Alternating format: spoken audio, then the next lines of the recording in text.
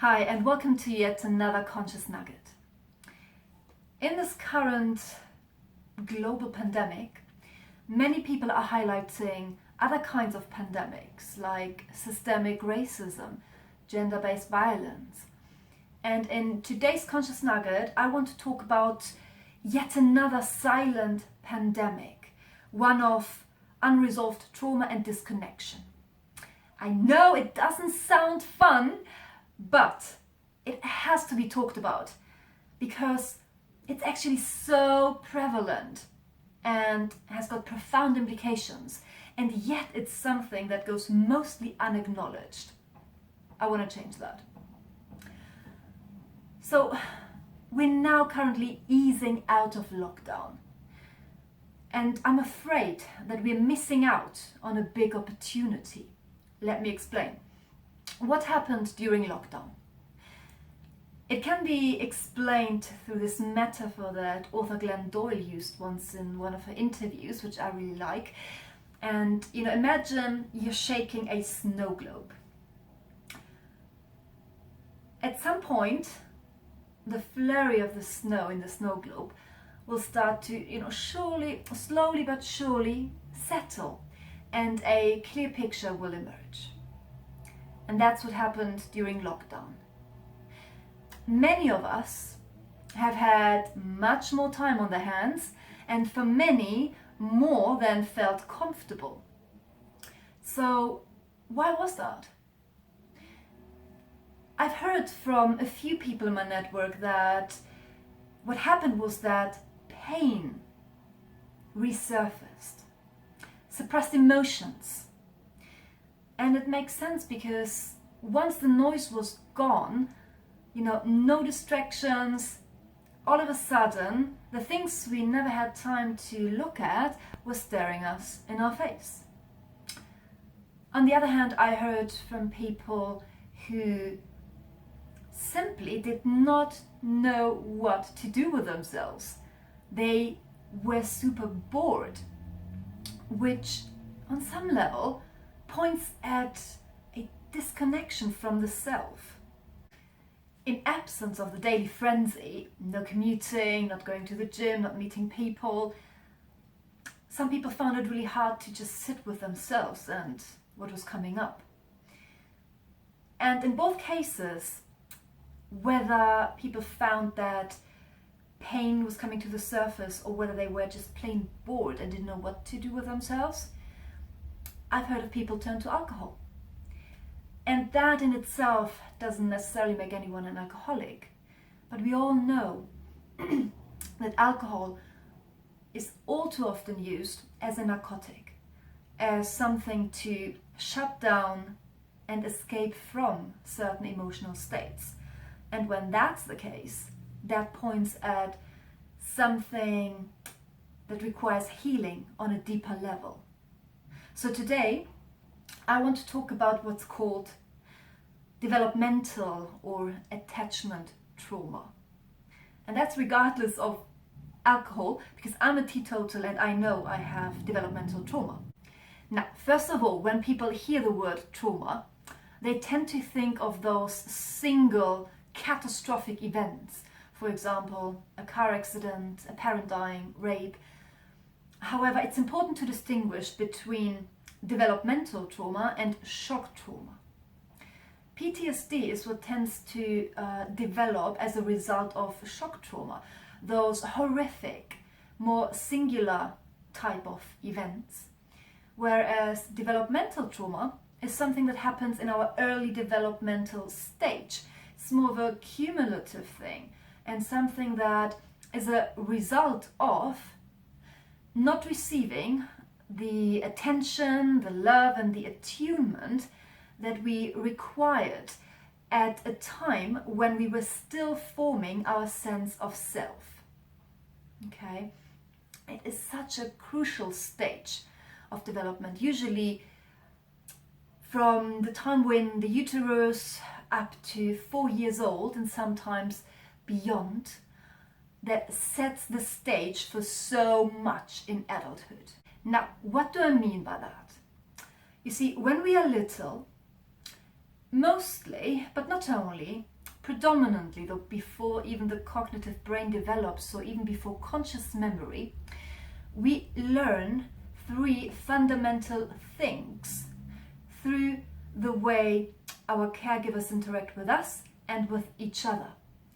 And those things we store away as absolute truths in absence of knowing any different. Number 1 is around who we are.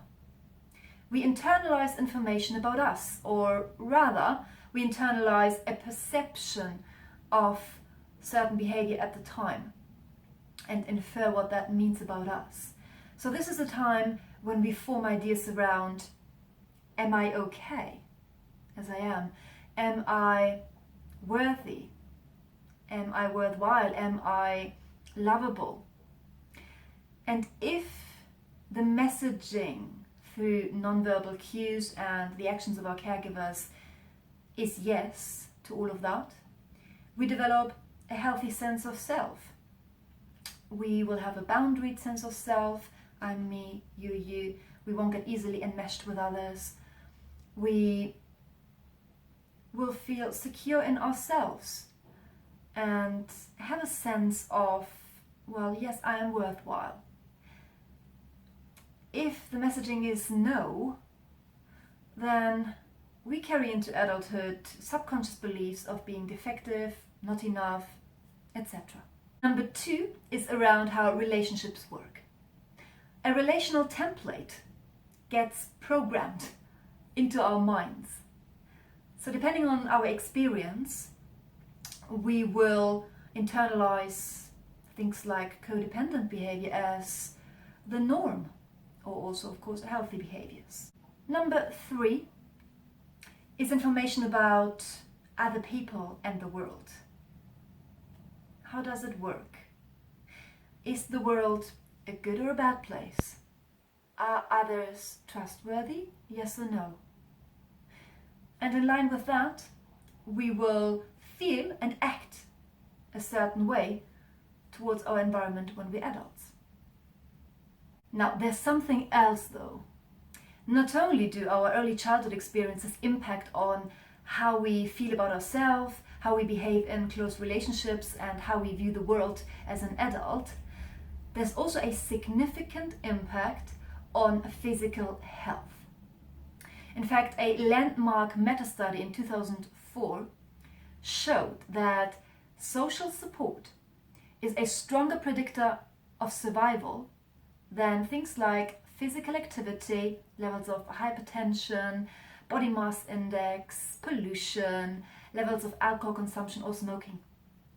Healthy relational patterns, which in turn allow for healthy, nurturing relationships in our life, are the single biggest factor for both mental and physical health in adulthood, over things like diet, exercise, etc. Now let that sink in. There is a great TED talk as well by Robert Waldinger, who describes those results coming from a longitudinal Harvard study. I really recommend it. The thing is that we have come into this world, and through no fault of our own, but through unresolved trauma in our parents, through their own limitations, not through lack of good intentions or love. That's important to realize. Our caregivers will have acted from the level of awareness and healing that they've had at the time. We come into this world and obstacles are placed on our way to a healthy sense of self, on our way to developing our ability to relate healthily to others and be able to create close and intimate relationships. And we don't even realize, okay?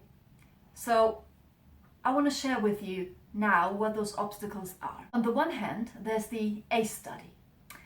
ACE, as in ACE, stands for Adverse Childhood Experience.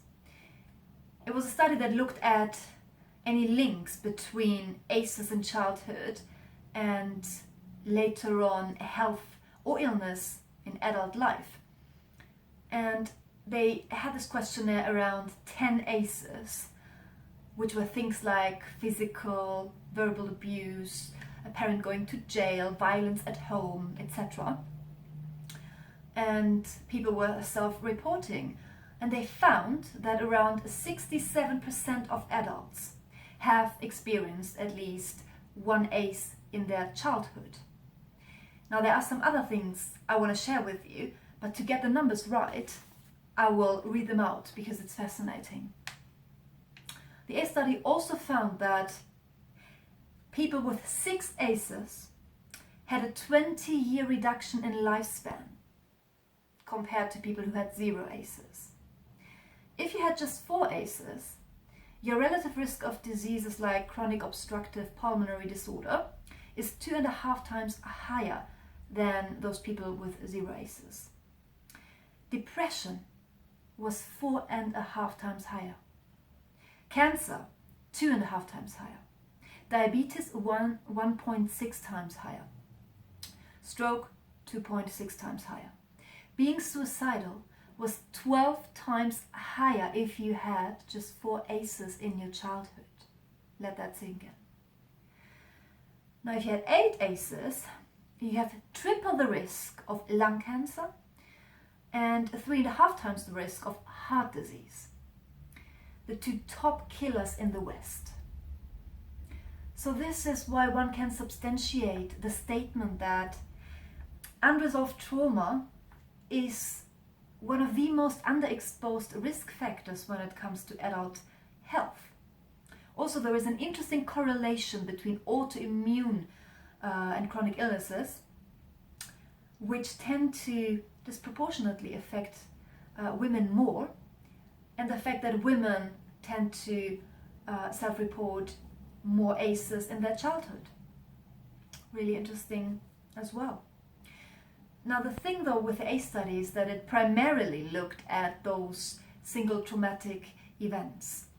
One of the 10 items was emotional neglect, but because something like that is not that easily self-reported, if you think about it, if you didn't know any different, it's going to be hard for you to detect emotional neglect in your childhood. Because of that, it's estimated that 67% is actually an underestimate, and that many more people have suffered trauma in their childhood. Now, this is also why a lot of us, when we think back of our childhood, go, yeah, I had a good childhood, because we think of those other ACEs, those typical traumatic single events. If nothing like that happened, both my parents were there, no divorce, no violence, we assume that we had an okay, a normal, and even a good childhood. But if we start to dig deeper, often we realize that there were patterns of emotional neglect, that there was an accumulation of what's called microtraumas. So overall, what this shows is that many more of us than we think and more than we are aware have experienced trauma in our childhood. What is a microtrauma? Basically, it's any moment in which you didn't feel seen or heard. For example, let's say you fell off the bike as a child. If in that moment your parent went in a dismissive and harsh tone, "Come on, get back on the bike, it's not that bad," then in those instances we feel abandoned, we feel misunderstood, and we're basically being told to smash down our feelings, to sweep them under a rug as if they weren't valid. And we learn that in order to get acceptance or get attention or praise or love, in order to get our own needs met, or simply in order to not get into trouble, we need to perform in a certain way.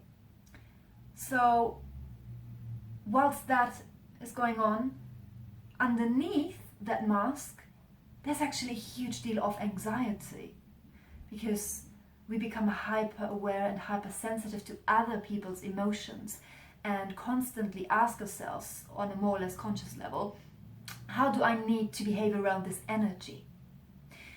without ever really tending to our own feelings and honoring them, because we were never shown what that means. So this functioning is then carried across into adulthood, and we keep wearing a mask. We keep being disconnected from ourselves, and we might surround ourselves with people who don't meet our needs either, because we don't know any other way. Another example is if you had a grandma like I did, whom I loved, but who was of the opinion that babies need to cry themselves to sleep, and say she looks after you on a regular basis and applies that philosophy, you're likely to then have internalized a sense of lack of safety and connection in those moments when you as a baby cry and no one comes. Yet another example is, you know how when you hold a baby, sometimes you pull faces and it responds. You lock eye contact with the baby, but at some point the baby looks away. And it does so because it needs to process the stimuli. Now, if the parent doesn't get that, and that is normal, if the parent forces the baby to make eye contact again, or if the parent speaks in a dismissive tone to the baby for breaking the connection, the baby's physiology will shut down to avoid overstimulation, or it will go the other way and go into hyperactivation.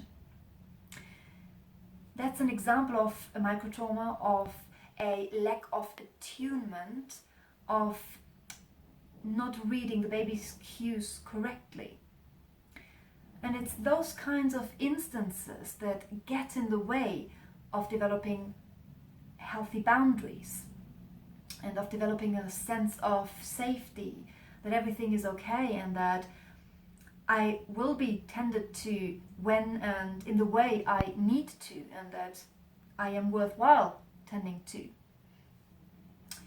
Now, a baby reacts in different ways to those examples of microtraumas, lack of attunement, emotional neglect, and those microtraumas add up to developmental trauma, right? But there are specific ways that a baby reacts to microtraumas or attachment wounds, and out of those, so-called attachment styles are born.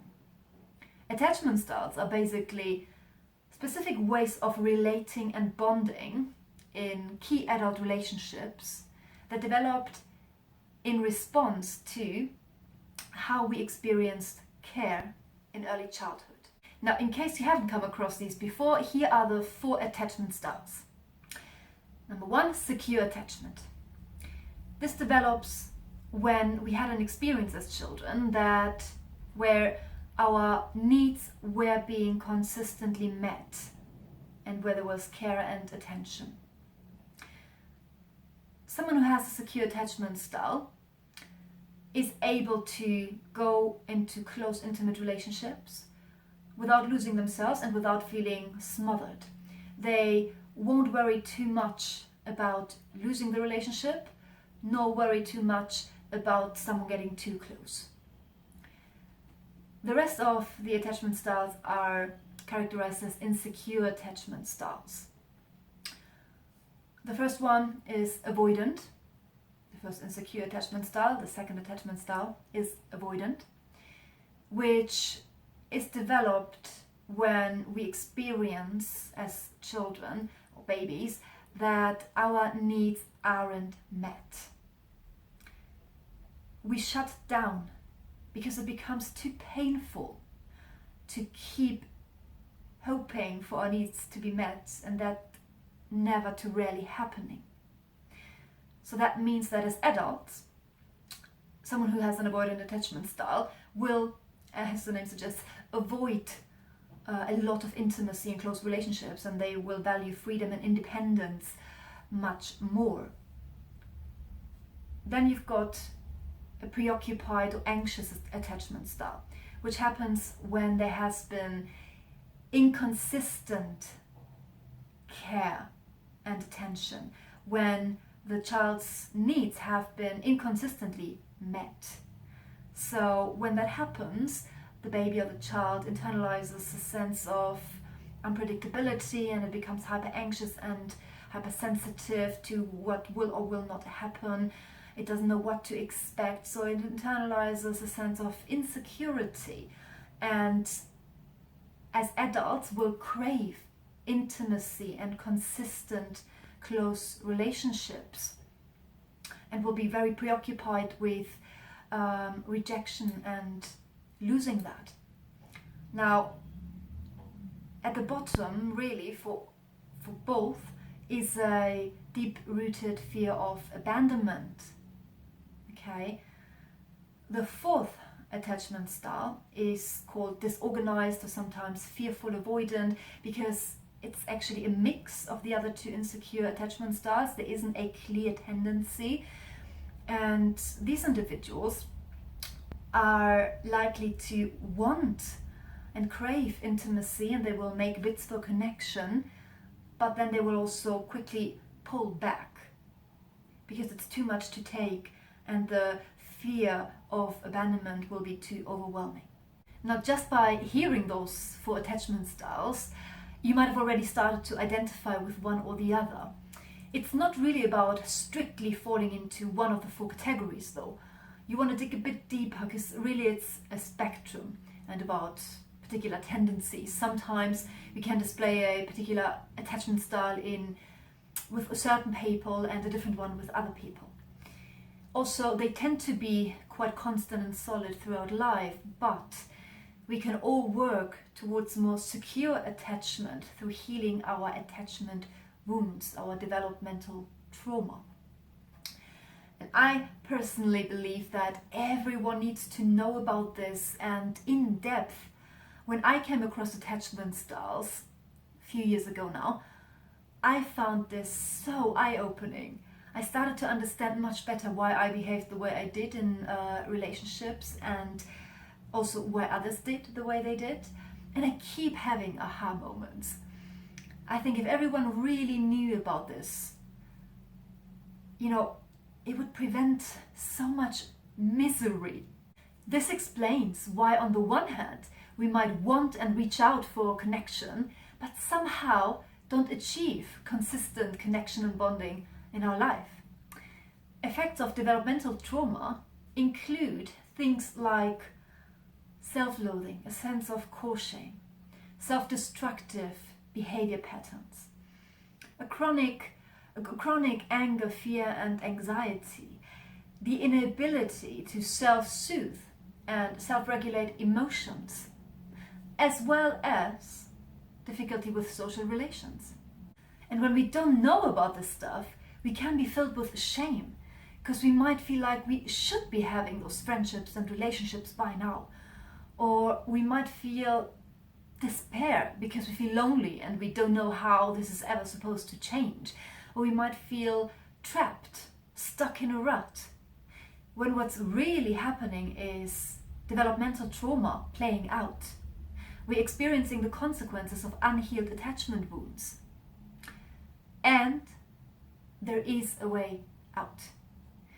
There comes a point in time in which we need to take responsibility for stepping out of what can feel like a vicious cycle, and for taking responsibility of our own healing, taking our own healing into our own two hands, because as adults we can. I can't stress this enough.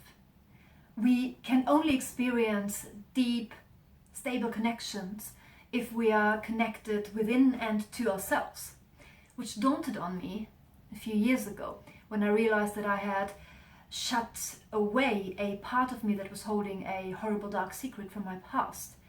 But I realized, how could I possibly let anyone truly in, let myself be seen, if I wasn't connected within, if I didn't see myself? How could I expect to find accepting love if I wasn't accepting everything there was within me? And this was one of those more typical ACEs in my case, and I sought to heal that trauma through counseling. But I also know that certain struggles stem from the less recognized silent epidemic of developmental trauma in my life. And it's an ongoing journey.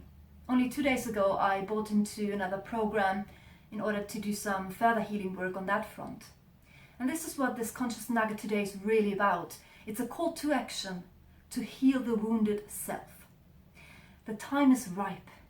Let's not just go back into the flurry, back to busy. Let's dare to sit with the discomfort and then do something about it. We cannot expect to relate healthily to others, whether that's within relationships, friendships, at work, in the wider society, without being able to relate healthily to ourselves. Duh. Sounds like such a truism, right? We know that really on some level. But we don't look at those things in enough depth, because it feels easier not to. But boy, do we miss out if we don't. We have got to take developmental trauma seriously. You might want close relationships in your life and think wanting is enough to get them. But I believe firmly that we're only ever able to meet other people as far as we have met ourselves. I learned that you can't expect to be able to show up for someone else within a relationship if you don't show up for yourself. And by the same token, you can't expect others to show up for you if you don't show up for yourself.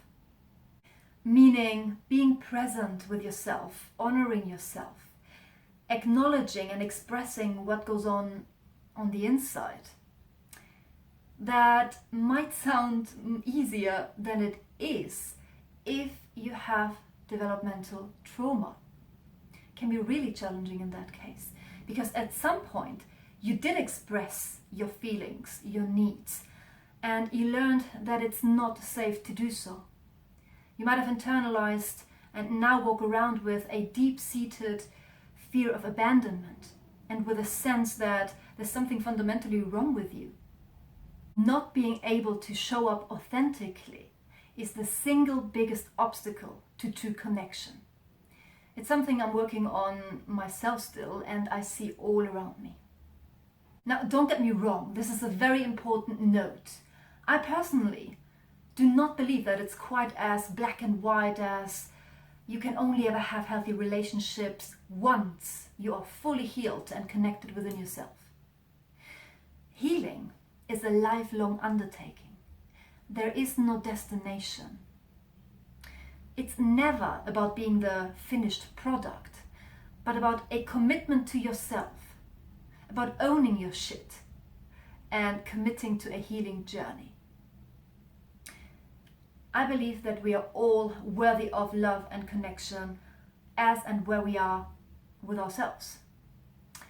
But what will really make a difference and enable connection is actively being on our way, not having arrived somewhere. And the biggest and first step is willingness to get real.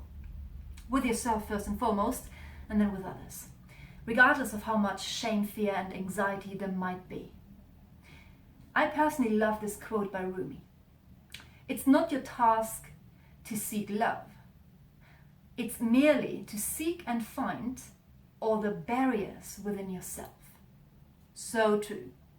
The paradox is that you have got to look back in order to be able to be fully present with yourself. That doesn't mean getting stuck in a never-ending loop talking about your past. It just means revisiting it to an extent so that you can allow yourself to fully feel those trapped emotions and release the trauma. Any kind of trauma gets stored in our body in the form of a dysregulated nervous system. And the ACE study has shown the link between that and physical manifestations of trauma. We owe it to ourselves to integrate trauma, but for that we need to first of all acknowledge it. Now you might wonder how, and that's a very valid question.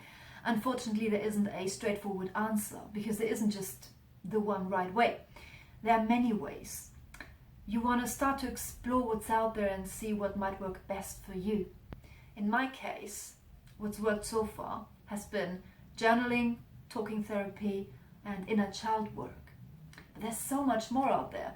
I recently attended this online trauma conference and was amazed at the spectrum of different healing practitioners that attack trauma from different angles, if you will. And there were things like shamanism. In terms of actual techniques, EMDR, so eye movement, desensitization and reprogramming, which I understand is particularly useful with actual PTSD. Emotional freedom technique, family constellation work, a form of systemic therapy, meditation, somatic experiencing therapy, which is around the nervous system. Of course, psychoanalytical approaches, again, talking therapy. Nutrition might play a part. Healing trauma through movement. There are so many things to look into. A combined approach is probably best. Now, one word of caution though. If you decide to work with a professional, make sure that it's someone who is trauma informed, if not trauma trained. Because if you put yourself into the hands of a professional who doesn't understand the impact of trauma on the body and the mind, it might backfire. Ideally, you want someone who has a certain background in psychology and an understanding of the nervous system. There are some spiritual healers out there who promise you the world, and they might work with some good tools.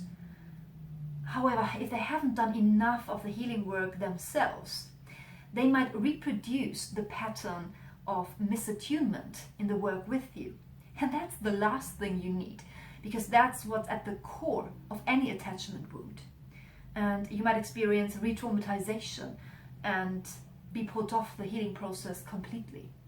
Also, you want to watch out for pseudo-healers who promise you healing, but instead of doing the actual work, really offer you a spiritual bypass. Also, beware of just doing something to quieten your conscience, but without really getting down to the nitty-gritty. For example, meditation and nutrition, they have huge health benefits, of course, that's been shown. But they tend to work on the level of the symptoms and not really get down to the root of developmental trauma.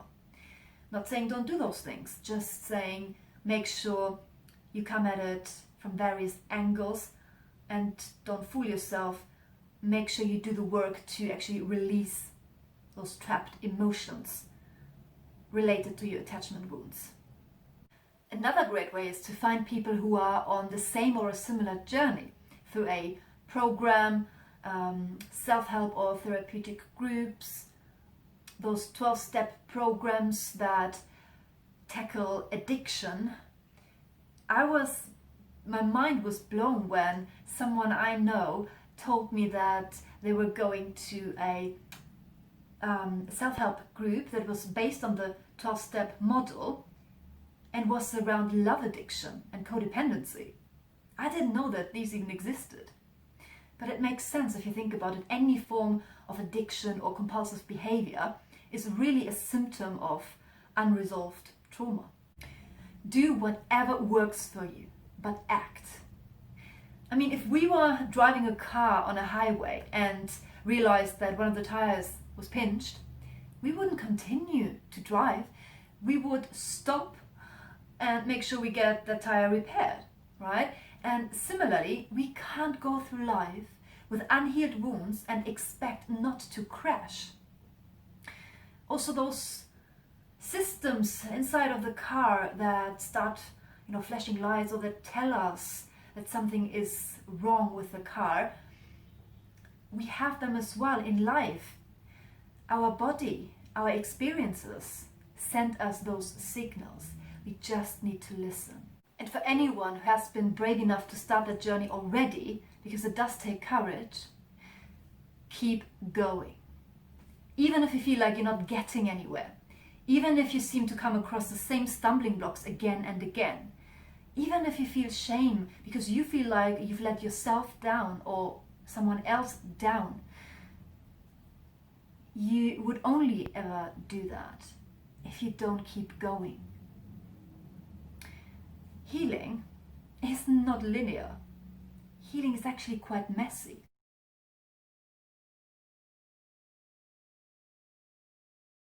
It's all part of the journey. And it's not so much about self-improvement, but rather about self-acceptance and releasing what doesn't serve us through that very self-acceptance. Now, since about 50% of people are securely attached, think about it, it means 50% of people have developed an insecure style of relating in close relationships due to developmental trauma. I think that this video will resonate with maybe half of you watching this, in terms of you identifying that developmental trauma is a hot topic for yourself. But I think that in any case, even if you pertain to the other 50%, this is still important to know about, because inevitably we will come across people who suffer from developmental trauma. I wish all of us understood our emotional and behavioral patterns and where they stem from. I think it would make a huge difference in the world. There would be so much more connection, and we would stop the cycle of intergenerational trauma too. Think about it. Your attachment wounds are down to your parents' unresolved trauma. Let's use this current time to take stock, not to look away, and to go on a healing journey in order to live our best and healthiest lives. It's not easy, but it's worthwhile. At least that's what I think. What do you think? Let me know. Leave your comments under the video. Like it if you found it insightful. Share it, and I'll see you next time here at Conscious Nuggets.